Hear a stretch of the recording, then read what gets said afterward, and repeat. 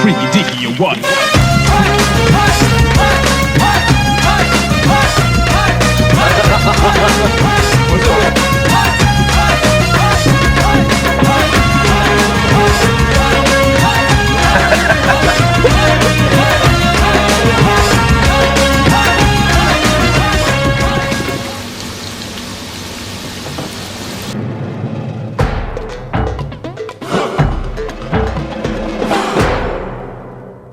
The music of Bombay Talkies is basically Bhangra, and it's sort of quite influenced by Western beats and stuff. There isn't a party or a wedding or a gig or a club night that you can't not play Bombay Talkies. They are sort of a bit legend, I would say, here in Scotland, but down in England, unfortunately, they haven't achieved that. Well, Bombay Talkie are coming down from Scotland, their kilts, to do a full Monty. Hopefully they'll be waving them around a little bit. Is that the van? This is it. Western audiences, mainstream audience, they don't know what Bhangra is really. No. They don't know. They don't know what a dole is. They don't know what a tumbi is. And those are the two instruments that make up Bhangra. Lads, are the older brothers? Yeah. The older brothers. Older brothers, yeah, it's over 18. They did hit the charts with the first album, which was great. And a lot of people, they did create a buzz. And I think Scottish people, youngsters, are really proud that, Bombay Talkies are from Scotland. But I think what happens is because they're the only band here, if you see something too much, you do sort of think novelty goes. A friend of mine said that Bhangra is like for the Gary and Kevins of the Punjab. I'd say they're unique in their ways because they're from Scotland and they are the only Scottish band that there is. And they've got a hit song out which no one realises that it is theirs. It's called Churgay. And I've been a big fan of them for a long time, and the only one best way to do it is promote them and get them popularised, basically. Kushti is one of Bhangra's top promoters, and Bombay Talkie are counting on his efforts to make the Birmingham gig a big success. If it doesn't happen, there may not be a future for them, and Scotland may lose its only Bhangra band.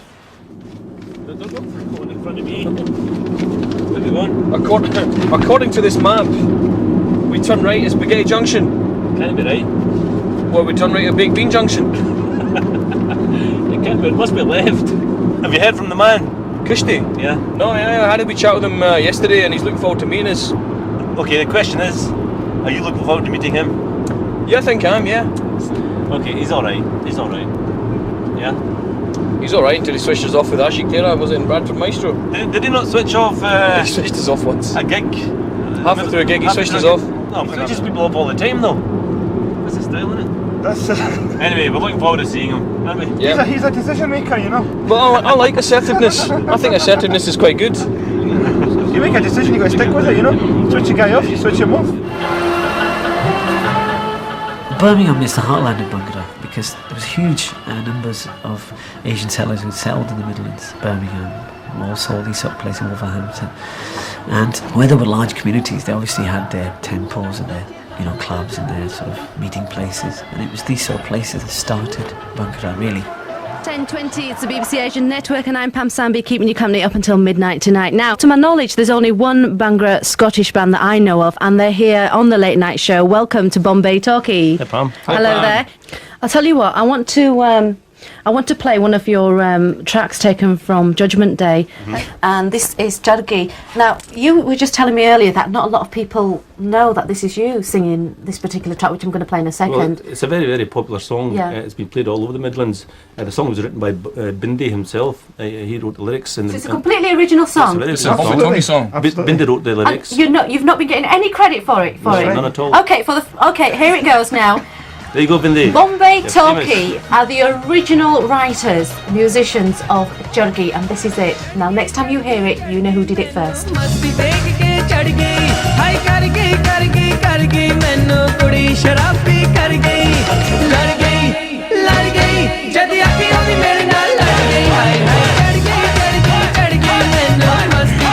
Okay, in the studio we have playing some mad antics here, Gonna get me handcuffs out and sort them out. We have the Bombay Talkie. Well, welcome to Birmingham. Hello, Birmingham. That wasn't very Scottish. Come on, give us a Scottish welcome. Hello, how's it going? That's better. Alright, who's on? So, do you get out much from Scotland then, or is it just like, do you just stay in Scotland for for most of the year? Well, we got we went quite far this year. We had a tour of Malaysia. All right. And we're doing gigs in. Most of the gigs are in Scotland, but we're doing gigs in London and Birmingham as well. So we're not strangers to these parts. So what are you doing in the Midlands right now, anyway? We're here to do a few things. We're playing in Wolverhampton at the studio. We're here to talk to you. We're here to talk to some other promoters.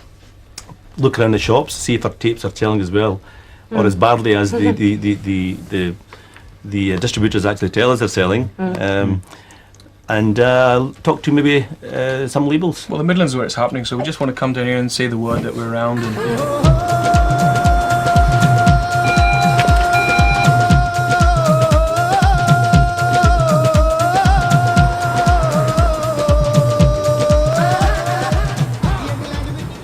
How much you sell a Bhangra tape for? 250. 250. Well, that's what it is. how can people make money at 250 though? Well, that's the going rate over here. No, we know that. One person can't win. Why can't you? Why can't you change? We were the first one to put the price. You're one of the main people in the industry, no? Do you think there's any point in Bombay Talkie doing anything else? I mean, if it's not going to sell, no, really, but think about it because Then you should come here. I think it's quite sad the way the industry's going. There's not enough margins there. they're selling tapes at 250 just now. And that's going to be split maybe 5-6 ways after VAT. Yeah. So basically you're left with nothing. Nobody's really making any money. No big bands are making money. The shopkeepers aren't making money. You can see that.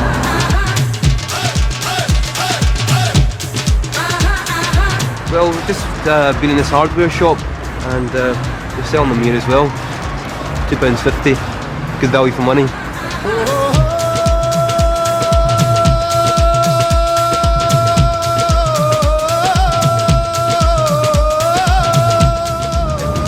What do you think? Well, yeah, goodbye.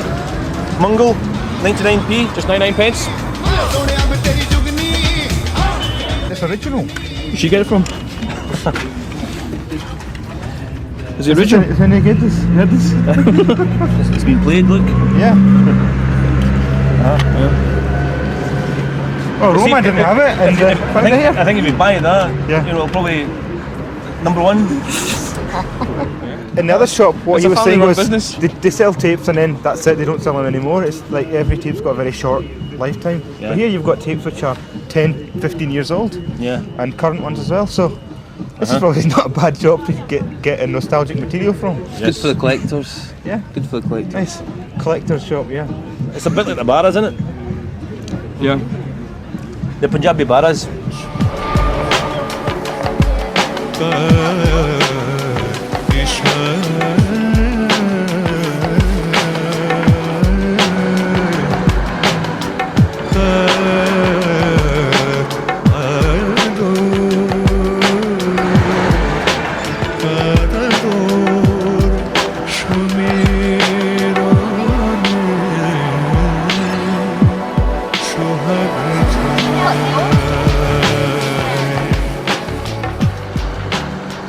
You know, you'd pick up one of these tapes and it's a well-known band and, you know, there's a phone number of the band there. I mean, you won't be able to buy Madonna's tape and see her phone number on it. So in some sense, the tape it's really like a glorified business card. You make a tape to advertise your music and, you know, people phone you up for bookings and the tape is a way of getting the gigs. So if you really want to make money as a musician in a Bhangra industry, it's by doing the gigs.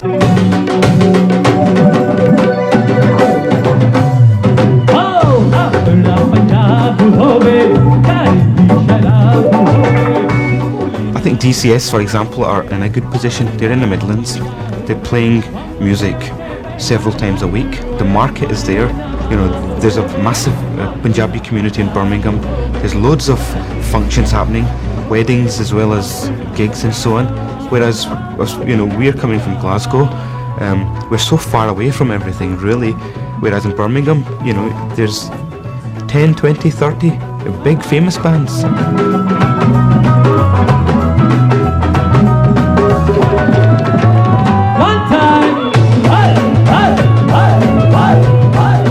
If you're in the Bhangra industry, you've got to be working on the live scene because it's got a very, very healthy live scene. and the record scene is there, but it's not as big as obviously mainstream. It needs some of the big boys like Branson, you know, and like Sony to take on Bhangra for what Bhangra is, and not try and change it into something that it's not. You know, not try and put any icing and stuff on it. Nah, you don't need that. You know, you can do it in the raw form.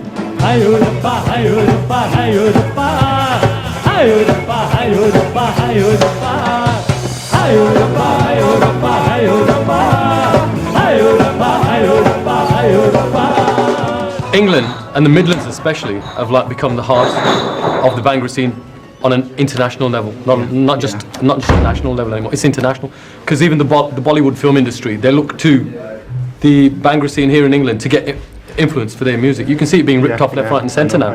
It used to be the other way around. The bands from here, in the early days even we did it, we used to rip off the old Hindi songs, right, and try and get a melody going or something, right, when we were starting up.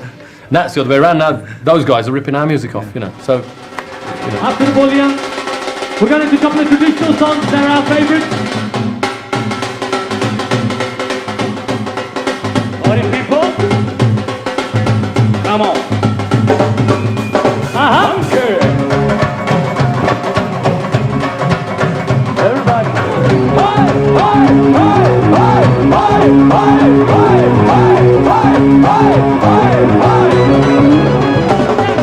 Our style has always been to fuse music, like, so people expect that from us to a certain extent. Like about 30-40% of our music will be fused, but like still 60% is raw Bhangra, and that's our style. It's always been that style, so people are expecting that from us all the time.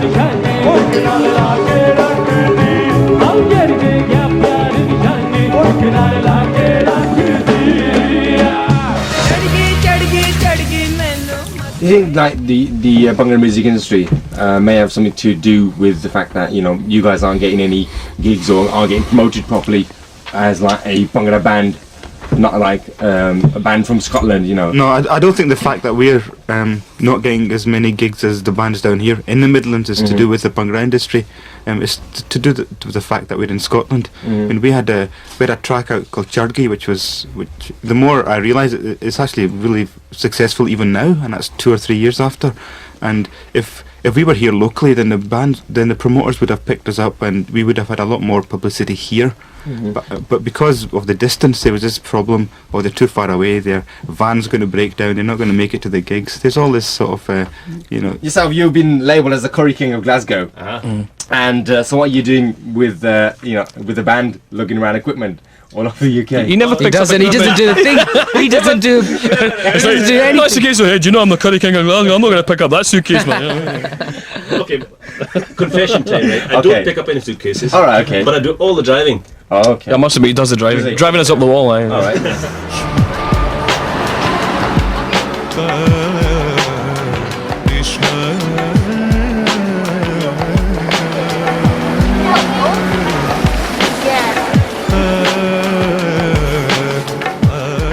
One of the things that's exciting about Bhangra now is that it's going back to basics. It's going back to like the early 80s when Bhangra music was at its simplest form.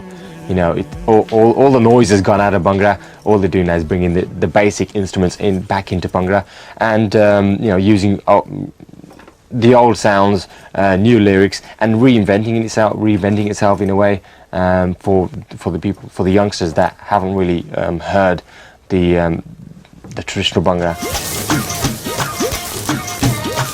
Within Indian music or Asian music, there's different styles, and Bhangra is a very dance-orientated style of music which originates from the Punjab part of India, and it's mainly people singing songs when the harvest is grown and they're very happy about the way the seasons have gone, and it's gone through so many different phases as the years have gone on. It incorporates a big Indian drum which is called a dhol, and you might see people play it on TV. You know, it's played with 2 sticks and they just whack it from the side to side. It sounds like this. This is an actual Indian drum which is called a dhol, and it goes like this. And you have a guy who's doing this, and he's whacking it like that, and it definitely gets you going. Let's put it that way, because it's like a very hard sound, and it has a very big impact on many kids, not kids but grown-ups. And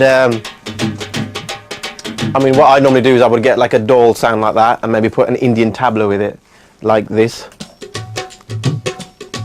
which is a traditional Indian tabla, and if I put them together, then I get, you know, quite a nice sound. I mean, that is a traditional Bhangra sound, and you can do so much to the sound by adding different flavors. I mean, if I add some guitar chops, like say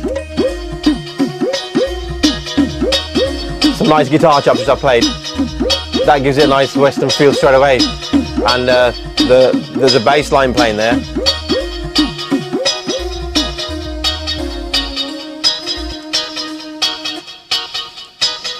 By just adding a guitar and say a heavy bass line, it gives you a nice Western feel.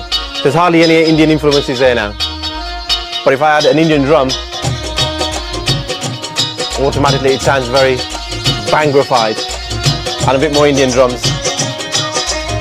And then I get a very common Indian vocal, which is like, say, a very common Indian chorus, which is Aha Haripa, which is a very famous ad-lib, which gets everyone going. Let's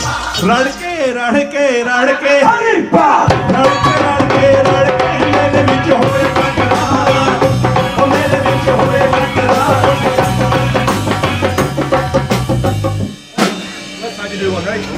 Come back and do this. Ali.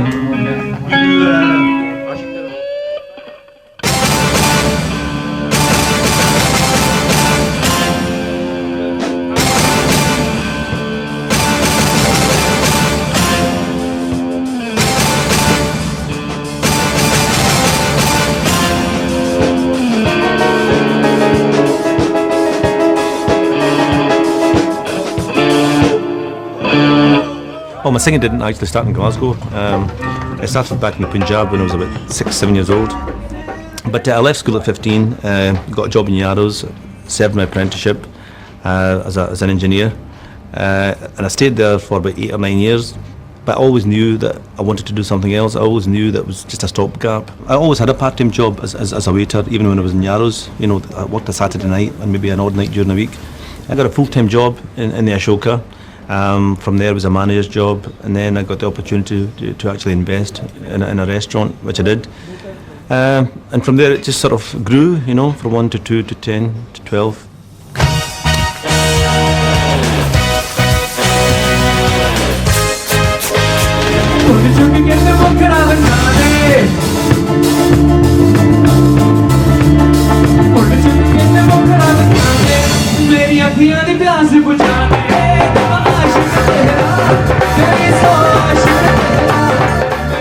This music we're making, it's got worldwide recognition. We're a band which is essentially local. You know, we're Scottish. Okay, now we've moved down to England, and we don't have as much recognition here. But we've done recordings. Our second album, Fame, it got to #1 in Vancouver. You know, stayed there for a few weeks. Whereas in this country, this isn't in the Bhangra charts, of course. In this country, it was #8 for a week. I always had the dream that one day I'd like to see on Top of the Pops an Asian song. Not necessarily an Asian artist, but an Asian song where, hey, we can understand it, but you can't. But it shows that it's doing well because it's there. And I was lucky that at #12, Dil Cheese, the single that I'd made, had reached #12, so major achievement.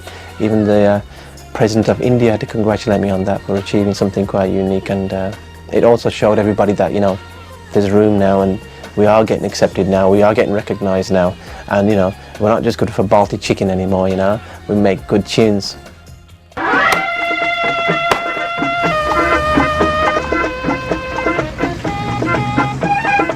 I started the music shop because people were very lonely, homesick. They didn't have any form of entertainment in this country. I used to work with Sam at BSA Motorcycles, where he used to make music with his bikes and spanners and all that. And also he was a part of a group called Musafirs. That was the first Asian group in this country. And we made the first Asian record in this country in '67. Our group was more like shadows, you know, instrumental and that and all. We try to portray what back home, how people sing and how dance and all that. Bali Sagar is my son.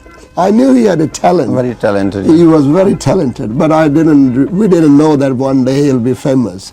The market in India is huge, absolutely huge. I mean, I've sold over 25 million cassettes in India alone, and that's more than I tell you what I really, really want. So I'm happy with the way things are going for me. I mean, you know, in India there's a lot of people. There's 880 million people in India. There's a lot of people around the world that like Asian music, you know. So in India, a lot of bands will sell 200,000-300,000 tapes. You know, you've got to realise there's a bigger sort of scene than just appears. It's more of an international scene, and you know, it's very easy for us to do something and get international recognition. Well, Malkit Singh's a quite phenomenal sort of performer. I mean, he came to this country, I think, back in sort of in the 70s, and he's the biggest selling artist, the Bhangra artist in the world, I would say. He's based in Birmingham and travels all over the world from there. He tours Canada quite regularly. Canada has a huge Punjabi market. He tours India and he tours all over Europe and the UK. People like Malkit have a very traditional image, and I think it's very hard for them to sell to a mainstream audience. I think the Asian scene's totally different. So Sheikh, what do you think Bombay Talkie should do about their image now? Their image? Okay, I mean, you're wearing kilts and everything. You've got a good identity, Scottish band, you know. Yeah. There's nothing wrong with wearing kilts or anything, but you know. I mean, I love wearing a kilt, you know, and the thing is, a lot of the musicians are yeah, I'm from London, English, you know, and most of the other band, you know. You're different, which is important, because there's no point just wearing Asian outfit, because everyone's the same then. You've got your own identity. I'd stick to that. There's nothing wrong with wearing kilts or whatever on stage, you know, as long as your music's good, which it is. Yeah, but the image is just, it's the way we look, that's our identity. What you're saying is the music should still be hardcore. Yeah, the music should be hardcore. Image, it doesn't matter to an extent, but there's nothing wrong with your image. I've no doubts about that. I think if Bhangra bands really want to get their image sorted out, then they should get an image consultant. I can't advise them. I mean, they know what they look good in, but I think they need someone to advise them on how to address themselves, which is what's lacking in a big way in the Bhangra industry. It's all about image at the end of the day as well. I mean, DCS, you know, gone as the rock style, now has come the new funky style, you know, the jazzy style, and it is definitely all about reinventing yourselves, especially as concerned with you know, people like DIP, CIC, you know, the new Asian boy bands, or rather, you know, singing and dancing sensations. You know, it's all going forward, and it's all, you know, the image is where it's at.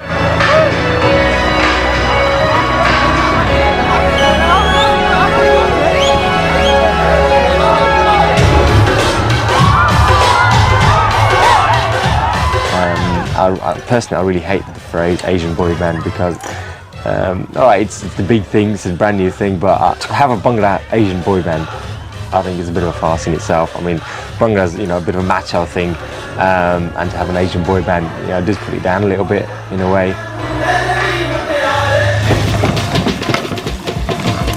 You think of people that are promoting the scene, I mean, they're businessmen. I mean, it could be a boy band or a girl band, it just happens to be Bhangra. So, you know, you've got to think who is really promoting the culture. You take people like Johnny Calty of the Toll Foundation. He's taking a pure element of Bhangra, and he's talking to, he set up the Dole Foundation, he's playing the dole in front of kids who are learning it, and in this way they're actually really participating in Bhangra.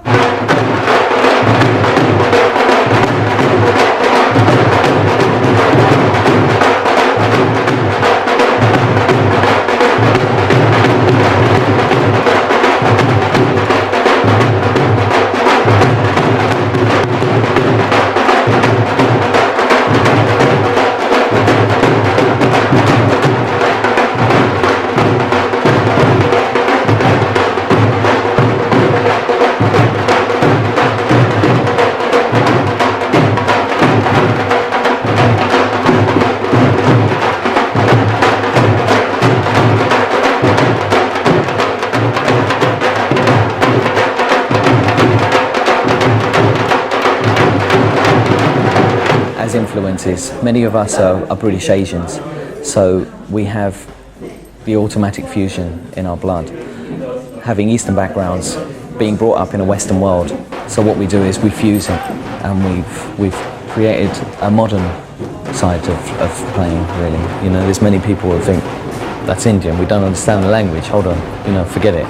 But God, a few years ago there was that Mr. Blobby tune in the charts, you know. What the hell was that all about? I mean, nobody understood that, but it was there and it made it. So why can't we? It's just another language. We're on the WOMAD circuit. We've played with Sinead O'Connor, Peter Gabriel, Robert Palmer, the Pogues, UB40, crikey, loads. Our music, our drumming is authentic to the Western ear. Yeah. But I think there's many people that don't really think that.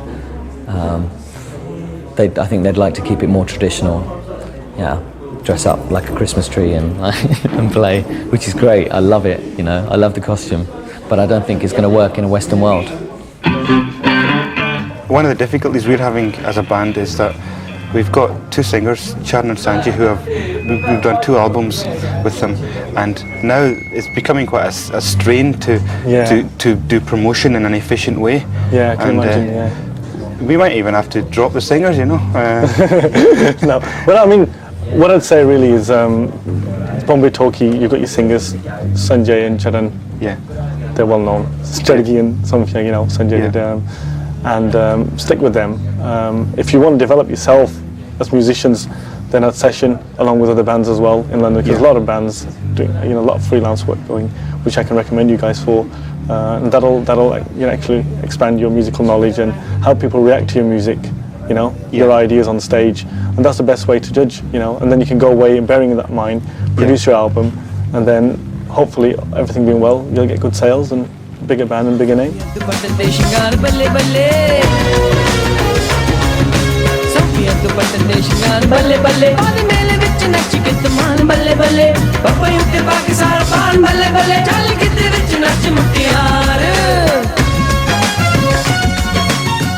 Glasses on so we don't look like sex symbols anymore. We're really a bunch of old fogs with glasses. Everyone get your mobile phones! Get your mobile phones up! Here you go, man. There's your mobile phone. The way I'd like to go is to continue making music. I want to be more international, you know, I want to get worldwide recognition. And when people in the Punjab see a band wearing kilts, they think, what are these guys doing? You know, they're not representing our culture. So I'm beginning to see it from that point of view, that it's only a novelty. You know, it's not. I don't want to be like the Bay City Rollers of Bhangra.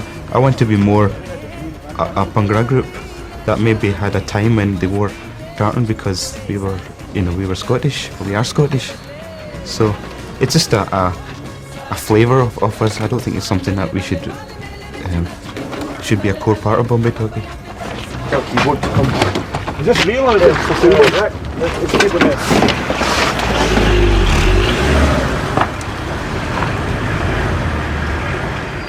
All the way from Scotland, Glasgow town, we have one of the biggest Bhangra bands from Glasgow, from Scotland. Please make them welcome in the Midlands. Make some noise for Bombay Talkie!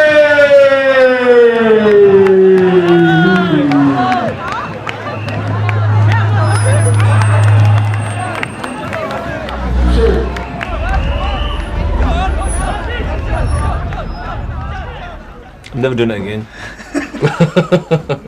We'll do another gig. You didn't enjoy it then? What's happening?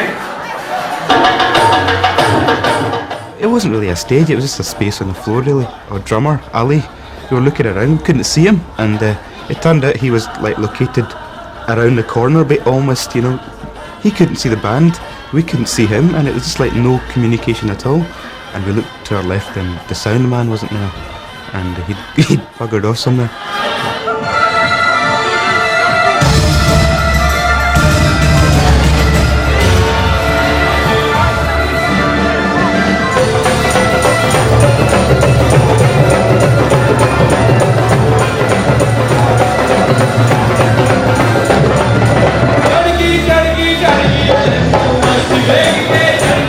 I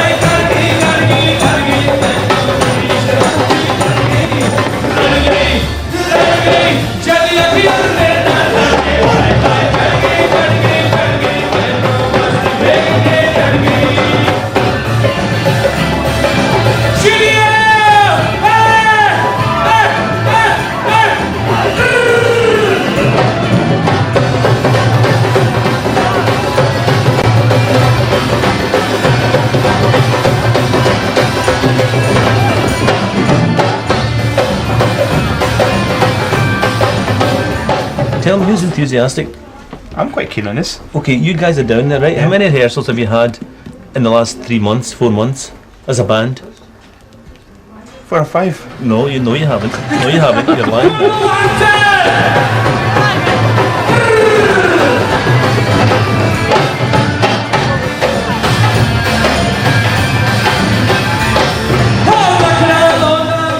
Would you have wore a kilt at that Bhangra gig in Birmingham? You were terrified. No, because we hadn't rehearsed, and I think if we'd come across as extremely unrehearsed, then it would look double stupid wearing a kilt.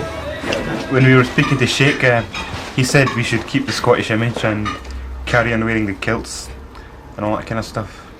So, what do you think about that? That's the right for Sheikh. Sheikh's never been to the Nottingham Festival, surrounded by 15 heads, wanting to know what's under the skirt, Remember that, Sanjay? I mean, what's wrong with that? You're the guy that gets chased. What's worrying you? No, hang on. Are you not the guy that said, let's wear our traditional costume, let's go out for a walk in the Mela? I never said that I want to wear my kilt in the Mela. What happened? Well, what happened was we went on stage at the Nottingham Festival with our kilts on, which I thought was very good. But then afterwards, Churn said, let's go for a walk in our kilts, which I wasn't too keen on. Right. But we ended up getting surrounded by a few heavies from Nottingham. Guys with knives. And we just had to sort of run it back and put our trousers back on. I think it's quite good to keep the Scottish team.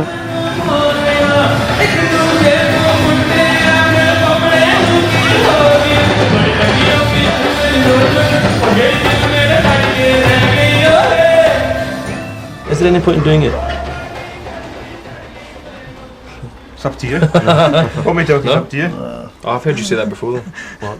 I've heard you say no before. And I had 2 months before Malaysia. Well, that was different. was it not a case of, Sanj, I'm not doing it anymore, A day later, by the way, we've just had this gig in Malaysia, do you fancy coming along? That's different. I think the pop star side of it, I was always quite realistic about it. It wasn't really what I wanted to do. I wanted to be some sort of star, but I didn't want to be a pop star. I think I preferred Curry King, Gurjeet wants to play all the time, whereas most of the other guys want to do their real job as such and treat music as a kind of pastime. So the only way to resolve that is that everybody do their own projects, and if the chance happens that we perform as Bombay Talkie was, we do it, if we all want to. Yeah, that's what I think. That's probably what's going to happen anyway. You just take every day as it comes. Thank you very much. We enjoyed being here. I hope everyone will get a chance to come back again. Good night. So the band play on but keep the day jobs. Bindi and the boys will continue recording for the international market, while Churn and Sanjay will stay in Glasgow building their curry empires, especially since Churn has just been made an MBE, member of the British Empire, for his services to the curry industry. As far as Bombay Talkie go, they'll get together when they can, and when they do, you can be sure they'll be wearing their kilts.